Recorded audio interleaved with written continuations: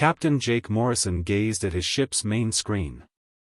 The stars appeared as usual, but he knew they were now deep in enemy space, and his ship, the USV Liberator, passed through in silence. The aim was to hide in the darkness so that no one could see or hear them. Lieutenant Amy Brooks from her station stated, "Captain, we're approaching the target." Jake trusted her with his life every day since she was intelligent and young. How near did Jake ask? It took us 2 minutes to get within Talon Prime's scanning range. We acknowledged that Talon Prime was a crucial world for the Kthra Empire. Constructed facilities there, producing ships and armaments that people needed to understand. What kind of weapons did they require to know the number of ships? How do we look, Jake? Ryan Clark, his top engineer, looked up from his control panel and saw that all of the systems were green. Jake grinned slightly as Stealth Field held stationary and couldn't see us. For thousands of years, the Kthra Empire dominated this region of space, believing they were the strongest and that no one could argue that they were mistaken, as the Empire reigned over numerous alien species and dozens of worlds. Over time, some species attempted to retaliate, but the Empire destroyed them all. The Kthra had never encountered humans before, but they thought they were invincible. Jake commanded, "Amy, start the scans, we need all ship positions and weaponry." "Yes, sir, everything is shielded by types." Amy's fingers moved. The ship sensors swiftly extended their reach toward Talon Prime over her controls. As Jake watched the data show up on his screen, they collected information about the planet and the ships that surrounded it. Each of the 12 Kfir battleships in orbit was 3 times larger than his spacecraft.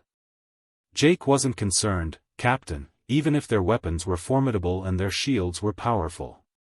Amy muttered, "I'm noticing something odd." "What are the Empire ships?" "Their shields use antiquated technology that relies on fundamental energy patterns." Ryan chuckled from his post as he said, "They haven't upgraded in centuries, and their weapons are standard plasma cannons." Jake became lethargic and realized why. After 1,000 years of winning every battle, you Kier made that error. Quit striving to improve, you're already the best. For 50 years, people had been observing the Empire. They had researched every conflict and discovered every weapon. How much longer would it take for the scans? Jake inquired. 3 more minutes, Amy." The Empire was unaware of any human weakness.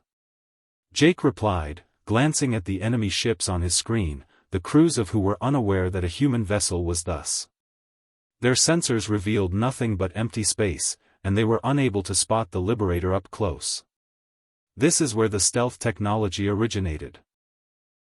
It was created after years of human research by experts on Earth, who bent light around the spacecraft day and night. Made the ship invisible by blocking all energy signals. "Captain, we have a..." "What kind of problem?" Amy asked abruptly or with a frightened tone. "A ship of theirs is altering its route, it's approaching us." Jake's heart began to race. "Did they see us?" "I'm not sure."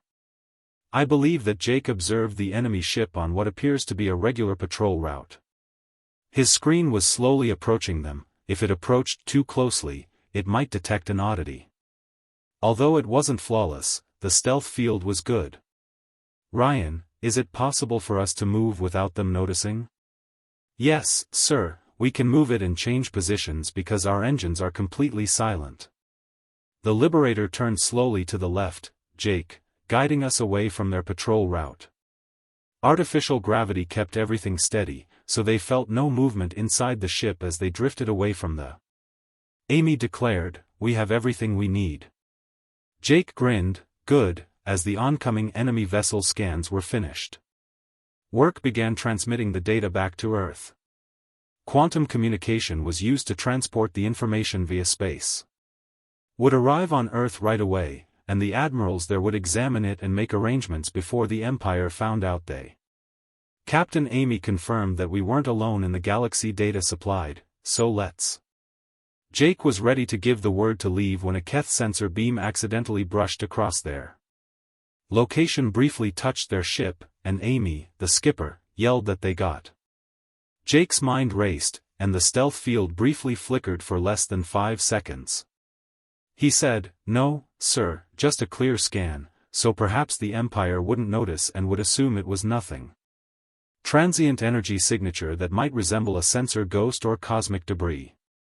Jake swiftly decided to take us out of here as stealthily as possible, and the Liberator wheeled away from. In just a few seconds, Talon Prime rocketed into space with ease.